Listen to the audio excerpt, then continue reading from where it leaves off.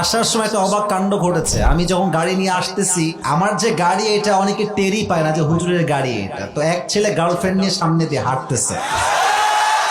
হ্যাঁ বেটা, হাতি ছাড়া না গার্লফ্রেন্ডের। আর মাশাআল্লাহ গার্লফ্রেন্ড দেখলাম কি সুন্দর বোরকা পরে আছে। ভাবলাম ইয়ার ये तो अभी कभी जन्नत से भाग के दुनिया में आई है। আল্লাহ এদেরকে হেদায়েত দান করুন, সকলেই পড়ছে আমিন। এই মাহফিলে আমরা মজার জন্য আসি না, হেদায়েতের জন্য আসছি যুবক ভাইরা। আল্লাহ সেই হেদায়েতের কথা বলার তৌফিক আমাদের সবাইকে দান করুন, পড়া আমিন। তিনটা তাকবীর দিব সবাইকে নিয়ে। প্রথম তাকবীর দিবেন আমার প্রিয় বিবাহিত ভাই যারা আছেন তারা।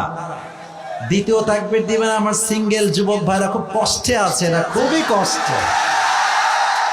আর অলরেডি অক্টোবর শেষ, নভেম্বর শুরু, সামনে আসছে শীতকাল, যুবকদের কষ্ট আরো বেশি বেড়ে গেছে।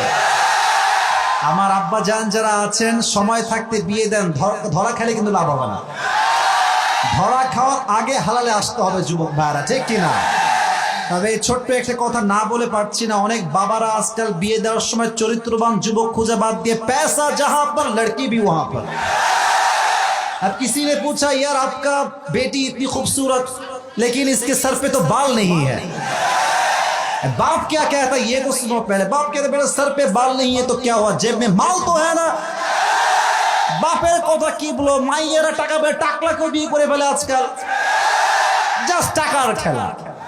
তবে একটা কথা বলে যুবক ভাড়া, টাকা পায়, গাড়ি পায়, বাড়ি পায়, বাট মনের শান্তি তারা খুঁজে পায় না। মনের শান্তি চাইলে যুবক বিয়ে করতে হবে চরিত্রবান যুবককে, নবীর আদর্শের যুবককে বিয়ে করতে হবে। আল্লাহ আমার সমস্ত প্রিয় বোনদেরকে বোঝার তৌফিক দান করুন, সকলেই পড়ছে আমিন। বিবাহিত ভাইরা, সিঙ্গেলরা চুপচাপ থাকো।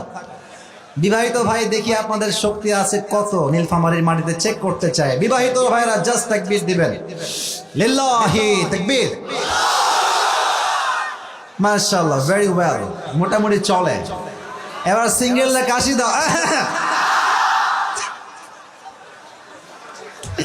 সিঙ্গেলদের কাশিতেই বিবাহিতরা ফেল।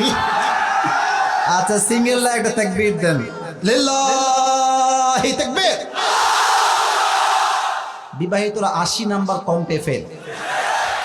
এবার আমরা সবাই মিলে তাকবীর দিয়ে তাফসীরের দিকে যাব। সবাই একটা কাশি দেন, এমন একটা তাকবীর দিবেন স্টেজ ভেঙে আমি নিচে পড়ে যাব। জোরে সোরে তাকবীর দিবেন, লিল্লাহি তাকবীর। আল কোরআনের আলো ঘরে ঘরে নয়, সংসদে যাও।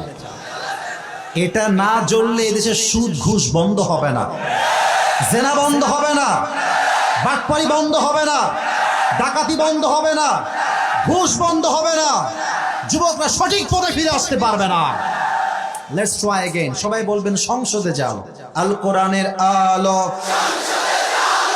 আল হাদিসের আলো, কোরআন হাদিস যেখানে, আলেম ওলামা যেখানে, নীলফামারীবাসী যেখানে, ডোমারবাসী যেখানে, আল্লাহ কবুল করুক। আমরা সকলে মন খুলে পড়ছি আমিন।